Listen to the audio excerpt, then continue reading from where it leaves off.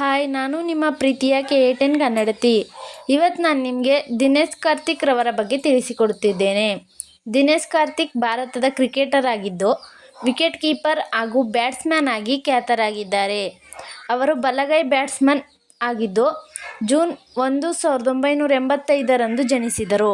ಅವರು IPLನಲ್ಲಿ royal Challengers Bengaluru RCB ತಂಡದಲ್ಲಿ ಆಡಿದ್ದಾರೆ ಮತ್ತು ಟೀಮ್ ಇಂಡಿಯಾ ಪರವಾಗಿ ಟೆಸ್ಟ್ ಏಕದಿನ ಮತ್ತು T20ಯಲ್ಲಿ ಆಡಿದ್ದಾರೆ. ಪ್ರಸ್ತುತ ಅವರು ಕ್ರಿಕೆಟ್ ಕಾಮೆಂಟೇಟರ್ ಆಗಿ ಕೆಲಸ ಮಾಡುತ್ತಿದ್ದಾರೆ. ವೃತ್ತಿಜೀವನ ಮತ್ತು ಸಾಧನೆಗಳು. ತಂಡಗಳು: IPLನಲ್ಲಿ Kolkata Knight Riders KKR, Mumbai Indians MI ಮತ್ತು ರಾಯಲ್ ಚಾಲೆಂಜರ್ಸ್ ಬೆಂಗಳೂರು RCB ಸೇರಿದಂತೆ ಅನೇಕ ಫ್ರಾಂಚೈಸಿಗಳ ಪರ ಆಡಿದ್ದಾರೆ. ಇವರ ಸಾಧನೆಗಳು: 2007ರ T20 ವಿಶ್ವಕಪ್ ವಿಜೇತ ಭಾರತ ತಂಡದ ಸದಸ್ಯರಾಗಿದ್ದರು. ಅವರು ಬಾಂಗ್ಲಾದೇಶದ ವಿರುದ್ಧ ಟೆಸ್ಟ್ ಶತಕ ಗಳಿಸಿದರು.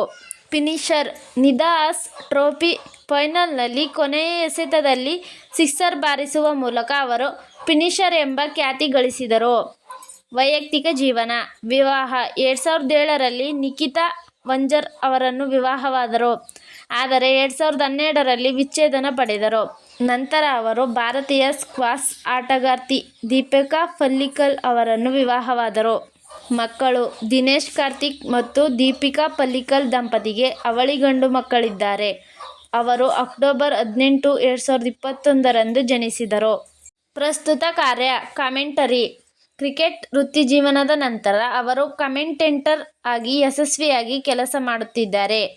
ಅವರ ವಿಶ್ಲೇಷಣೆಗಳು ಮತ್ತು ಹಾಸ್ಯಪ್ರಿಯರಿಗೆ ಇಷ್ಟವಾಗಿದೆ.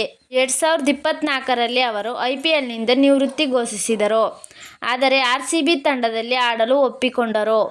ನೀವು ನನ್ನ ವಿಡಿಯೋಸ್ ನೋಡಿದ್ದಕ್ಕೆ ಧನ್ಯವಾದಗಳು. ಹೆಚ್ಚಿನ ವಿಡಿಯೋಸ್ಗಾಗಿ ನಮ್ಮ ಚಾನೆಲ್ KA10 ಕನ್ನಡತಿನ ಸಬ್ಸ್ಕ್ರೈಬ್ ಮಾಡಿ, ಲೈಕ್ ಮಾಡಿ, ಶೇರ್ ಮಾಡಿ. Thank you for watching.